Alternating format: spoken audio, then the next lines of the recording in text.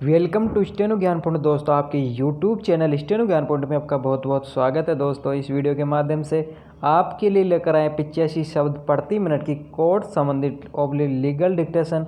दोस्तों, ये डिक्टेशन आपके लिए बहुत ही महत्वपूर्ण होने वाली है। डिक्टेशन की पीडीएफ अगर आप प्राप्त करना चाहते हैं तो वीडियो के डिस्क्रिप्शन में दिए गए लिंक को फॉलो करके आप वहाँ से प्राप्त कर सकते हैं। और डिक्टेशन अच्छी लगे तो दोस्तों वीडियो को लाइक करना ना भूलें। और साथ ही अगर आप हमारे चैनल पर फर्स्ट बार विजिट कर रहे हैं तो हमारे चैनल को सब्सक्राइब एवं शेयर करना ना भूलें। और साथ ही बेल आइकन को प्रेस कर ले ताकि आने वाले ऐसे ही महत्वपूर्ण डिक्टेशन से संबंधित वीडियोज़ के नोटिफिकेशन आपको सबसे पहले प्राप्त हो सके। तो चलो दोस्तों, डिक्टेशन स्टार्ट करते हैं जस्ट 5 सेकंड बाद। Yes start. दिनांक 10/6/66 को बेनामा के आधार पर स्वामित्व एवं कब्जा प्राप्त करने वाले वादीगण ने 17 वर्ष तक अपने नाम कोई इंतकाल क्यों नहीं चढ़वाया। यह तथ्य भी वादीगण का दावा कमज़ोर होना ही प्रकट करता है। विराम। जबकि हिबेनामा के आधार पर प्रतिवादी के नाम इंतकाल चढ़ना, उसका अंकन राजस्व रिकॉर्ड में विधि अनुसार होना और उक्त अराजियात का कब्जा सन 2012 में विक्रय के द्वारा क्रेता को सौंपना साबित करने में प्रतिवादी सफल रहा है। विराम। अतः उपरोक्त विवेचन के आधार पर विवादक संख्या 2 को वादीगण के अपने पक्ष में साबित करने में असफल रहे हैं। विराम। अतः यह विवादक भी वादीगण के विरुद्ध तय किया जाता है। विराम। पैरा।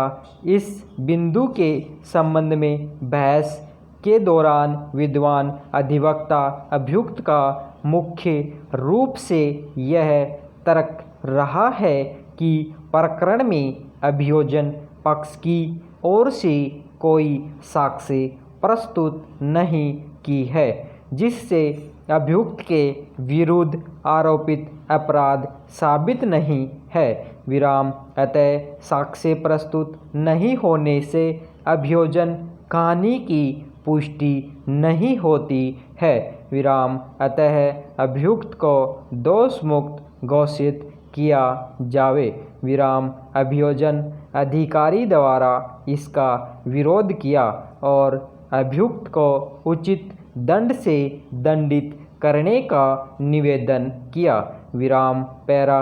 जहाँ तक विद्वान अभिभाषक बचाव पक्ष के इस तर्क का प्रश्न है कि मौके पर कार्यवाही के दौरान किसी स्वतंत्र साक्षी को गवाह नहीं बनाया गया है, तो यह बात सही है कि इस मामले में मौके पर किसी स्वतंत्र व्यक्ति को गवाह नहीं बनाया गया है। विराम। किंतु कानूनी प्रक्रिया में असहयोग की जो भावना जन सामान्य में विकसित हुई है, उसको देखते हुए अभियोजन का यह तर्क कि कार्यवाही में कोई व्यक्ति सामान्यतः सहयोग करने को तैयार नहीं हुआ है, अस्वीकार किए जाने योग्य नहीं है। विराम। अपितु प्राय यह देखा जाता है कि कोर्ट कचहरी की प्रक्रियागत उलझाव के मद्देनज़र जन सामान्य में से कोई भी पुलिस के सहयोग के लिए कार्यवाही में उपस्थित नहीं होना चाहता। विराम। ऐसी स्थिति में स्वतंत्र व्यक्ति के कार्यवाही में शामिल नहीं किए जाने के आधार पर अभियोजन कहानी को प्रसंगत नहीं किया जा सकता। विराम। इस संदर्भ में माननीय उच्चतम न्यायालय द्वारा गोविंद राजू बनाम राज्य SCCC 2012 4 SC 722 में अभिकथित किया गया है कि यदि पुलिस के गवाह की साक्ष्य सुदृढ़ व विश्वसनीय हो तो केवल इस आधार पर ही कि स्वतंत्र गवाह द्वारा पुष्टि नहीं की जा रही है तो पुलिस के गवाह की साक्ष्य को अविश्वसनीय नहीं माना जा सकता। विराम। पुलिस द्वारा अपने कर्तव्य के निर्वहन के दौरान किए गए कामों के बाबत विधि अनुसार यह उपधारणा मानी जाती है कि वह नियमित विधिक रूप से किए गए हैं। विराम। न्यायालय इन गवाहों की साक्ष्य का मूल्यांकन शुरू से ही इन्हें अविश्वसनीय मानकर नहीं कर सकता। विराम।